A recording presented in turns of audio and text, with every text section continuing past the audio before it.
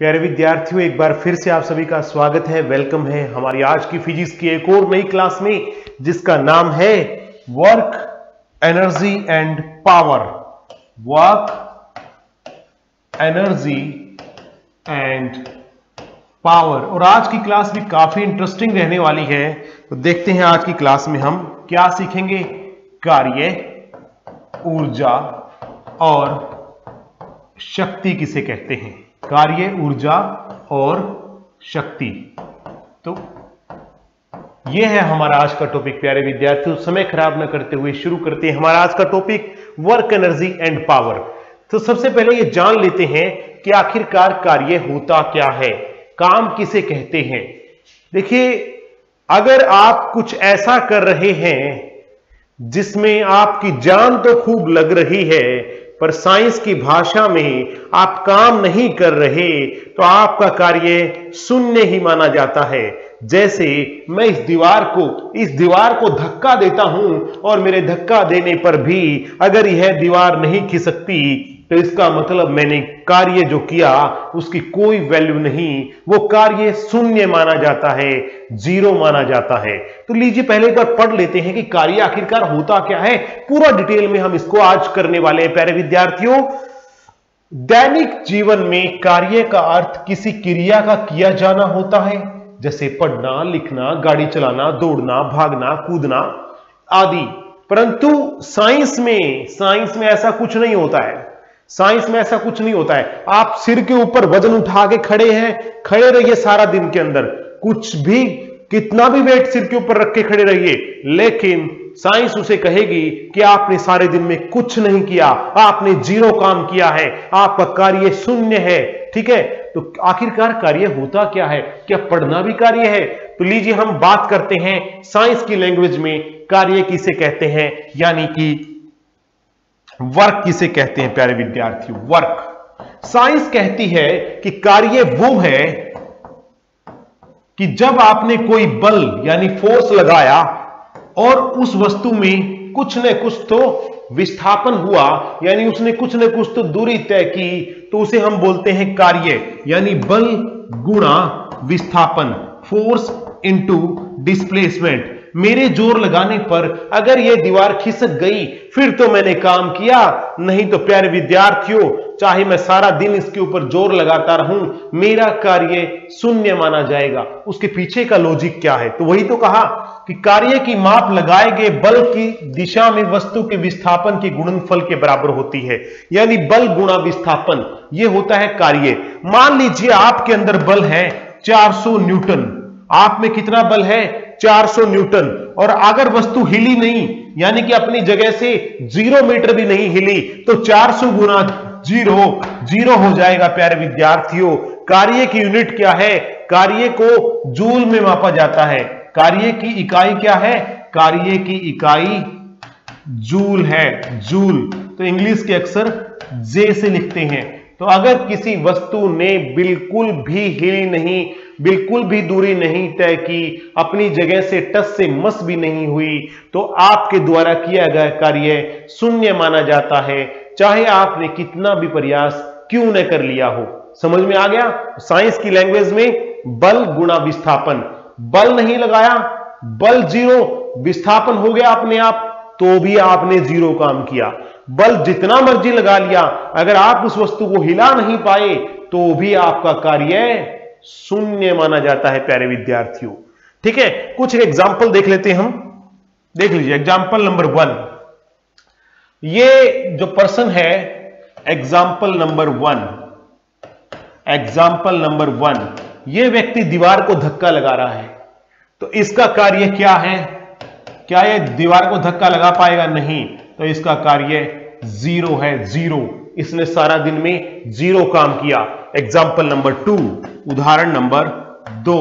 ये महिला अपने सिर पे टोकरी के अंदर फल या सब्जियां रख के बैठी है और खड़ी है मतलब, लेकिन अगर ये सारा दिन भी खड़ी रहे, प्यारे विद्यार्थियों, साइंस इसे भी यह कहेगा, क्योंकि इसने क्या कहेगा कि इसने जीरो कार्य किया। कारण चाहे इसने सिर के ऊपर कितना भी बल रखा, कितना भी जान लगाई, अगर ये उस वस्तु को विस्थापित नहीं कर पाती और खड़ी रहती है तो बल गुणा, अगर विस्थापन होता है तो बल चाहे जितना भी मर्जी लगा लिया जाए, अगर गुणा 0 हो गई तो प्यारे विद्यार्थियों उसका जो कार्य है वो 0 ही माना जाएगा। तो ये दोनों आपको जो दिख रहे हैं उन दोनों के अंदर शून्य कार्य किया जाता है।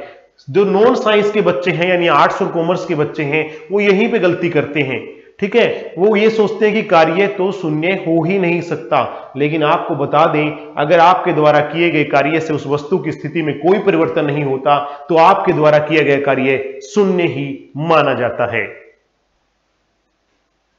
नेक्स्ट, शक्ति किसे कहते हैं? शक्ति यानी पावर। पावर किसे कहते हैं? कार्य करने की दर को शक्ति कहते हैं। It is the capacity to do work. It is the capacity to do work. आपने क्या काम किया, कितनी ताकत है आप में काम करने की, कितने समय में कितना काम किया, उसे कहते हैं पावर यानी कि शक्ति। तो पावर को लिखते हैं P से, शक्ति को किससे लिखते हैं? P से। तो ये क्या होता है? P क्या होता है? कितना कार्य किया डिवाइड बाय कितने समय में किया, यानी कार्य बाय समय। कितना कार्य किया और कितने समय में किया तो उसे हम बोलते हैं पावर। और प्यारे विद्यार्थियों पावर की यूनिट क्या है? W यानी कि वाट है। पावर की मात्रक क्या है? वाट है।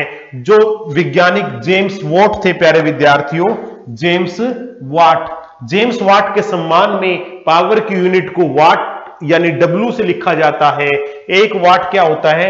एक वाट क्या होगा प्यारे बच्चों? वाट यानी पावर क्या होता है? कार्य बाय समय। कार्य की यूनिट क्या है? जूल। तो एक वाट क्या होगा? जब एक जूल कार्य किया जाए कितने में? 1 सेकंड में। तो 1 को 1 से डिवाइड करेंगे तो आंसर क्या आ जाएगा? 1 वाट आ जाएगा। तो 1 वाट क्या होता है? 1 जूल कार्य किया गया 1 सेकंड में। ठीक है, समझ में आ गया? कार्य क्या होता है? अगर यहां पर देखें कार्य क्या होता है? बल गुणा विस्थापन, ठीक है, और बटे समय। ठीक है, बल की यूनिट क्या है? न्यूटन, और इसकी क्या है? विस्थापन की मीटर। तो इसको न्यूटन मीटर बटे सेकंड भी कहा जा सकता है। इसकी न्यूटन हो गई, विस्थापन की मीटर हो गई, तो इसको हम बल की क्या होगी? न्यूटन, विस्थापन की मीटर और समय की बटे सेकंड, तो इसको न्यूटन मीटर बाय सेकंड भी बोला जा सकता है। या फिर इसको हम ये भी बोल सकते हैं कि joule by second, joule by second. या फिर अगर इसकी वास्तविक इकाई की बात करें तो पावर को प्यारे विद्यार्थियों वाट के अंदर मापा जाता है। पावर को वाट में मापा जाता है कि कितना कार्य किया डिवाइड बाय कितने समय में किया। अगर हम पावर की बात करें, जो हमारे घरों में विद्युत आती है, जो बल्ब लगे होते हैं, इनकी पावर कितनी है, तो इनको निकालने का फार्मूला अलग होता है प्यारे विद्यार्थियों, वो भी बता देता हूं। ये आपकी पावर है कि आपने कितना काम किया, कितने समय में किया। तो अगर हम बात करें इन केस ऑफ इलेक्ट्रिसिटी, विद्युत के केस में, बिजली के केस में पावर क्या होगी? इन केस ऑफ इलेक्ट्रिसिटी, तो वो क्या होती है? पावर क्या होती है उस केस में? V गुणा आई। V गुणा आई। V क्या होता है? वोल्टेज यानी विभवांतर, पोटेंशियल डिफरेंस कह सकते हो। I क्या होता है प्यारे बच्चों? विद्युत धारा। तो अगर इस केस में पावर निकालनी हो इलेक्ट्रिसिटी के केस में तो V गुणा आई करके भी निकाल सकते हैं। ये किसी दिन आपको फिर बताएंगे, ठीक है, यानी कितनी वोल्टेज आ रही है और कितना करंट आ रहा है। मान लीजिए यदि वोल्टेज कितनी हो? 220 हो, ठीक है, और I यानी करंट हो 5 एम्पियर, तो P कितना होगा? 220 गुणा 5 यानी कि 1100 वाट होगा। क्या होगा? 220 गुणा 5 कितना होता है? 1100 वाट होगा। तो अगर इलेक्ट्रिसिटी के केस में पावर निकालनी हो तो ये फार्मूला यूज करेंगे। और अगर हमारी पावर की बात करेंगे, हमने कितना कार्य किया डिवाइड, तो उससे हम कैसे निकालेंगे? कार्य डिवाइड बाय समय। कितना काम किया डिवाइड बाय कितने समय में किया। अब मशीनों की पावर को किस में मापते हैं? जो आपके घर में मोटर है या पानी चढ़ाने वाला पंप है, तो उसकी पावर को हम मापते हैं प्यारे बच्चों हॉर्स पावर में। हॉर्स पावर, अश्व शक्ति में हॉर्स पावर। एक हॉर्स पावर क्या होती है? 746 वाट, 746 वाट के बराबर होती है। अब आप कहोगे कि सर इसको हॉर्स पावर क्यों कहते हैं, अश्व शक्ति यानी हॉर्स पावर इसको क्यों बोला जाता है? उसके पीछे का लॉजिक जेम्स वॉट ही बताते हैं। वो कहते हैं कि एक घोड़ा 1 सेकंड में जितना काम करता है उसको अगर मापा जाए तो वो 746 वाट बनते हैं। तो एक घोड़े द्वारा 1 सेकंड में किया गया कार्य हॉर्स पावर यानी अश्व शक्ति कहलाता है। तो जितना घोड़ा 1 सेकंड में काम करता है उतना अगर कोई मोटर काम करती है उसको 1 एचपी की मोटर बोलते हैं। अगर घोड़े से दुगना काम करे तो 2 एचपी की बोलेंगे, तिगना करे 3 एचपी की बोलेंगे। 1 एचपी कितना होता है? 746 वाट के बराबर होता है। Is it clear? Next, kilowatt घंटा, KWH। किलोवाट घंटा क्या होता है प्यारे बच्चों? अगर 1 किलोवाट की वस्तु 1 घंटे तक काम करे तो उसे कहते हैं किलोवाट घंटा। ठीक है, 1 किलोवाट घंटा।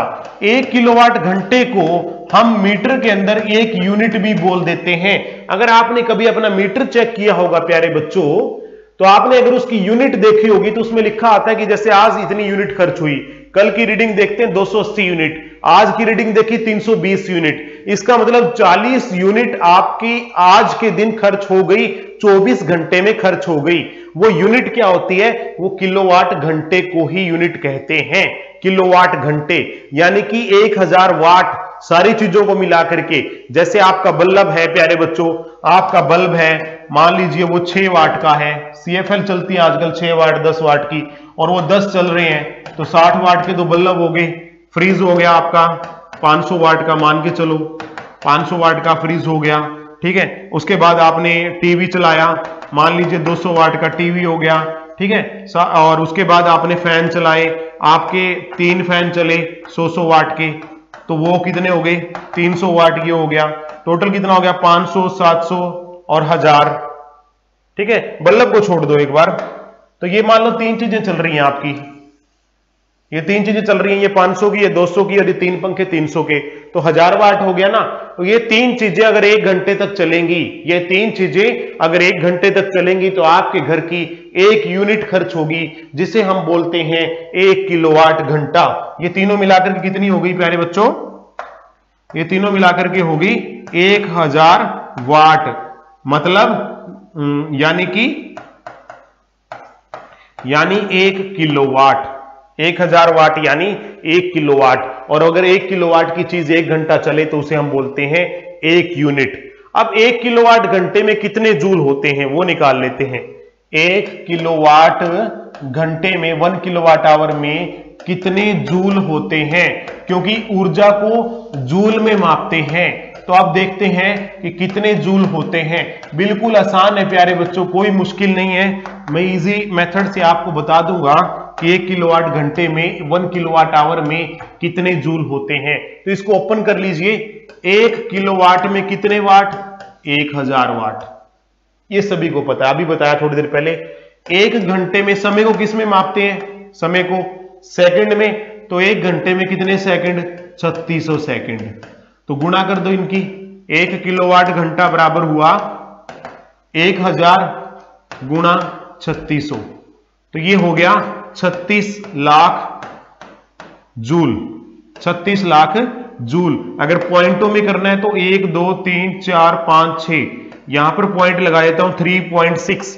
तो 3 के आगे कितने अंक है? 6 अंक है, तो 10 की पावर 6 जूल। अगर शॉर्टकट लिखना है तो कई बार पेपर में यही आ जाता है कि 1 किलोवाट घंटे में कितने जूल होते हैं, तो 3.6 इंटू 10 की पावर 6 जूल होते हैं प्यारे विद्यार्थियों। नेक्स्ट,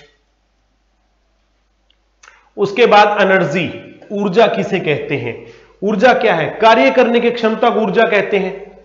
कार्य करने की अक्षमता को ऊर्जा कहते हैं, कि कितना काम किया हमने उसे हम कहते हैं ऊर्जा। ठीक है, कार्य करने की क्षमता को ऊर्जा कहते हैं। तो प्यारे विद्यार्थियों, ऊर्जा कितने प्रकार की होती है? तो उनमें से कुछ एक प्रकार हम करते हैं। नंबर 1 इज काइनेटिक एनर्जी, यानी गतिज ऊर्जा। गतिज ऊर्जा तो प्यारे विद्यार्थियों, गतिज ऊर्जा क्या होती है? जो किसी वस्तु की गति के कारण होती है। जैसे ये लड़की झूल रही है तो इसमें कौन सी ऊर्जा है? गतिज ऊर्जा। बहते पानी में कौन सी ऊर्जा होती है? गतिज ऊर्जा, बहते पानी में। ठीक है। चलती साइकिल में कौन सी ऊर्जा होती है? गतिज ऊर्जा, चलती साइकिल में। ठीक है। चलती हवा में कौन सी ऊर्जा होती है? गतिज ऊर्जा। तो जो ऊर्जा किसी वस्तु के गति में रहने के कारण होती है उस ऊर्जा को हम क्या बोलते हैं? गतिज ऊर्जा। और बहुत बार पेपर के अंदर गतिज ऊर्जा निकालने का क्वेश्चन आता है। तो गतिज ऊर्जा यानी काइनेटिक एनर्जी निकालने का फार्मूला है 1/2 1/2 mv square. mv square, m क्या मतलब क्या है? द्रव्यमान, यानी कि उसके अंदर कितना क्या है? वजन है। v क्या है प्यारे बच्चों? वेग। v क्या है? वेग। एक उदाहरण ले लेते हैं। एक 200 किलोग्राम की कार लिख लीजिए या बाइक लिख लीजिए। बाइक ही होती है 200 किलोग्राम की। तो 200 किलोग्राम की बाइक 20 मीटर प्रति सेकंड के वेग से चल रही है। वेग से चल रही है। उसकी गतिज ऊर्जा ज्ञात करें। ऐसा क्वेश्चन आ गया, उसकी गतिज ऊर्जा ज्ञात करें। गतिज ऊर्जा ज्ञात करें, उसकी काइनेटिक एनर्जी कैलकुलेट करो। तो प्यारे बच्चों कर लेते हैं। काइनेटिक एनर्जी क्या होती है? 1/2 mv square. 1/2 mv square, 1/2 mv square, 1/2। वजन कितना है उसका? 200 किलोग्राम। तो m की जगह 200। वेग कितना है? 20। तो 20 का क्या हो गया? स्क्वायर। ठीक है। ये काट दो इसको, 100 पे कट गया ये, और 20 का स्क्वायर हो गया 400। तो 100 गुणा 400 कितना हो गया? 40,000 जूल। तो कितना आंसर आ गया प्यारे बच्चों? 40,000 जूल। एग्जाम्पल हमने इसका एक ले लिया। नेक्स्ट है स्थितिज ऊर्जा, पोटेंशियल एनर्जी। ये क्या होती है? जो किसी वस्तु की अवस्था के कारण होती है। जो किसी वस्तु की अवस्था के कारण, जैसे आपने तीर चलाने से पहले धनुष को पीछे की ओर खींच लिया, तो इसका मतलब क्या है कि आपने ऊर्जा को इकट्ठा कर लिया। जो ऊर्जा इकट्ठा कर ली गई हो, जो चलने के लिए तैयार हो, ऐसी ऊर्जा को बोलते हैं पोटेंशियल एनर्जी यानी कि स्थितिज ऊर्जा। जब आप धनुष को पीछे की ओर खींच लेते हैं ना प्यारे विद्यार्थियों, तो उसमें कौन सी एनर्जी होती है? पोटेंशियल एनर्जी होती है, यानी कि स्थितिज ऊर्जा। क्योंकि जब आप धनुष को छोड़ देंगे तो वो एकदम से तीर क्या होगा? चल पड़ेगा। वो तीर आगे की ओर चल पड़ेगा। तो ऐसी ऊर्जा को हम बोलते हैं पोटेंशियल एनर्जी यानी कि स्थितिज ऊर्जा। आपको पता होगा कि बांध जब बनाए जाते हैं तो क्या करते हैं कि पानी को ऊपर इकट्ठा कर लिया जाता है। बांध के ऊपर पानी को इकट्ठा करने से क्या होता है कि पानी वहां पर रुक जाता है और पानी के अंदर कौन सी ऊर्जा इकट्ठी हो जाती है? पोटेंशियल एनर्जी यानी कि स्थितिज ऊर्जा। जैसे ही पानी को छोड़ा जाता है एकदम से वो गतिज ऊर्जा में कन्वर्ट हो जाता है और टरबाइनों के ऊपर गिर करके बिजली यानी विद्युत के निर्माण में सहायक होता है। तो ऐसी ऊर्जा जो इकट्ठा कर ली गई हो उसे हम बोलते हैं पोटेंशियल एनर्जी। जैसे ये देखिए, क्रेन ने पत्थर उठा रखा है और पत्थर छोड़ते ये नीचे की ओर गिरेगा। जिस मकान पे गिराना है, तोड़ना है, वो काम ये करेगा। तो ऐसी ऊर्जा को हम क्या बोलेंगे? पोटेंशियल एनर्जी यानी कि स्थितिज ऊर्जा।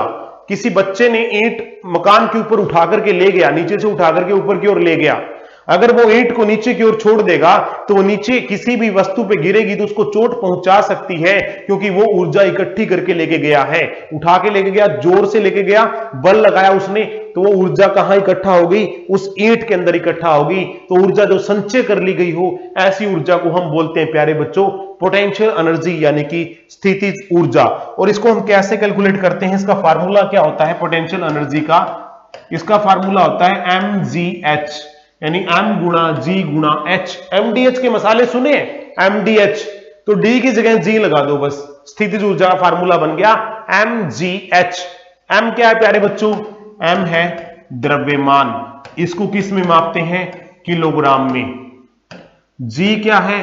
गुरुत्व त्वरण, कि पृथ्वी किसी वस्तु को किस वेग से नीचे की ओर खींचती है, किस त्वरण से खींचती है।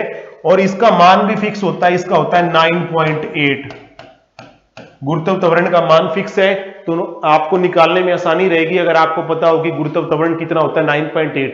पृथ्वी किसी भी वस्तु को ना 9.8 मीटर पर सेकंड स्क्वायर के त्वरण से नीचे की ओर खींचती है, इसे कहते हैं गुरुत्व त्वरण। और h क्या है प्यारे बच्चों? ऊंचाई है और इसको मापते हैं मीटर में। ठीक है, ठीक है। अब एक क्वेश्चन ले लेता हूं। एक वस्तु कितने वजन लूं उसका? ले लें 70 किलो। एक 70 किलोग्राम की वस्तु 6 मीटर की ऊंचाई पर रखी गई है, ऊंचाई पर पकड़ कर रखी गई है, पकड़ कर रखी गई है। उसकी स्थितिज ऊर्जा ज्ञात करो। उसकी स्थितिज ऊर्जा ज्ञात करो।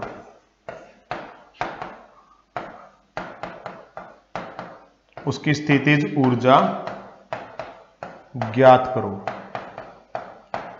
तो स्थितिज ऊर्जा क्या होती है? पोटेंशियल एनर्जी क्या होती है? mgh, m गुणा g गुणा h। m यहां पे दे दिया 70 किलो, तो m की जगह 70। g का मान कितना होता है? 9.8 और h कितना है? 6। तो इसको कैलकुलेट करके हम आंसर निकाल सकते हैं। बिल्कुल सिंपल है प्यारे बच्चों। 70 छिक्का 420 और 420 गुणा 9.8 आप करके इसका आंसर यहां पर निकाल सकते हैं। तो इस प्रकार जो है हम पोटेंशियल एनर्जी को कैलकुलेट कर सकते हैं। तो 420 इंटू 98 अगर हम कैलकुलेट करें तो चलिए निकाल देते हैं इसका आंसर प्यारे बच्चों, टाइम खराब ना करते हुए। तो ये आ गया हमारा, हाँ जी 420 आ गया ना, तो 9.8 है, तो जितना आंसर आएगा उसको हम क्या कर देंगे? एक जीरो काट देंगे, तो ये आ गया 4116 जूल। 4100 यानी कि 4116 जूल। नेक्स्ट पे चलते हैं। Law of conservation of energy, ऊर्जा संरक्षण का नियम। ऊर्जा न तो कभी पैदा होती है न कभी नष्ट होती है। गीता के श्लोक में सुना होगा ना कि आत्मा अजर अमर है, आत्मा को न मिटाया जा सकता है न पैदा किया जा सकता है। ठीक उसी प्रकार से law of conservation of energy ये कहती है कि energy can neither be created nor be destroyed, it can change in from one form to another form.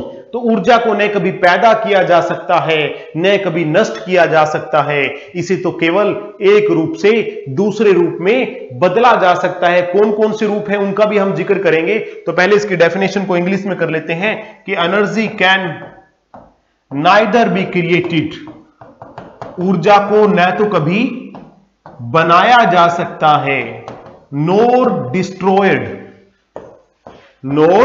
destroyed, it can change from one form to another, it can change from one form to another।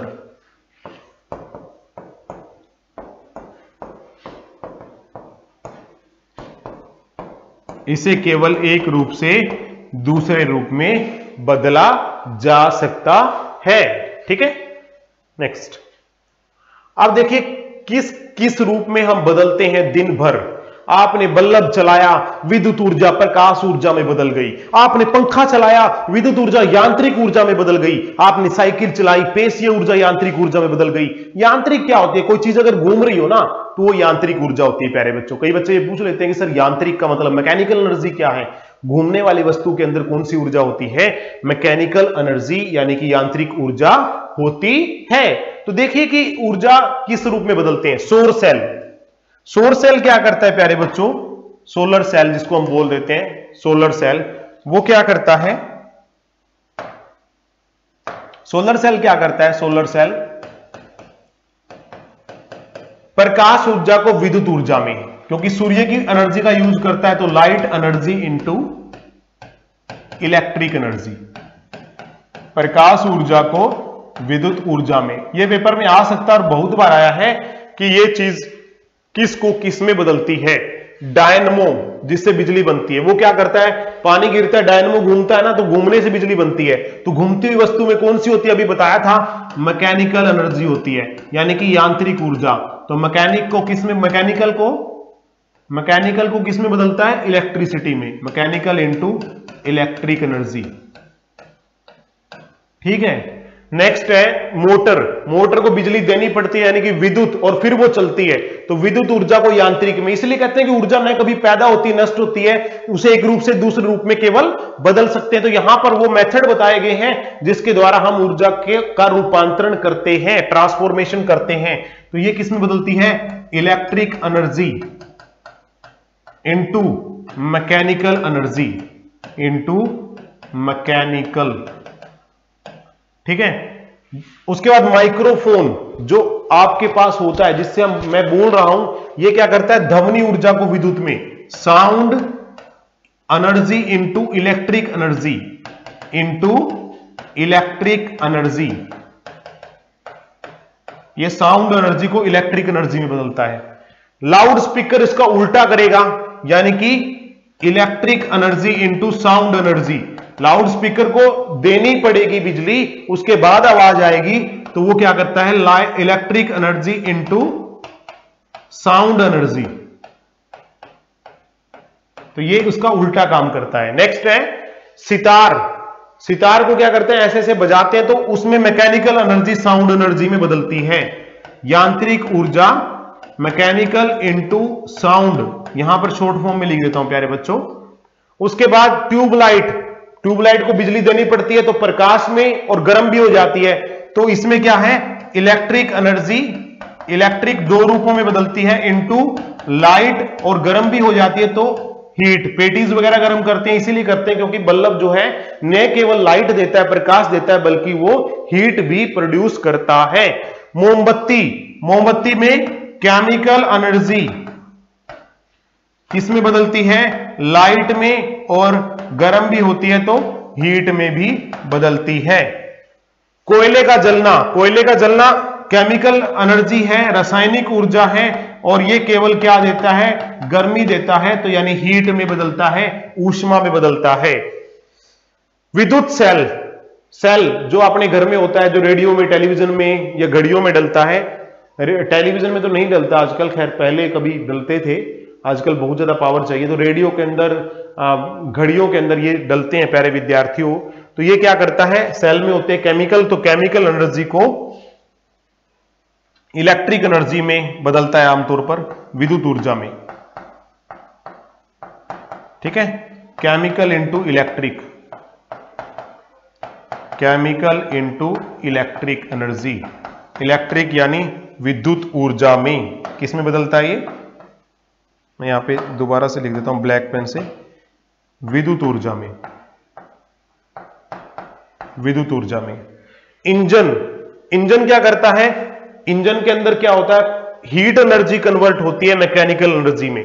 पहले जो थे steam engine, उसमें तो भाप बन करके वो चलते थे इंजन, तो इसमें क्या होता है? हीट एनर्जी, या आजकल जो पेट्रोल डलते हैं ना, तो केमिकल एनर्जी इलेक्ट्रिक में चेंज होती है।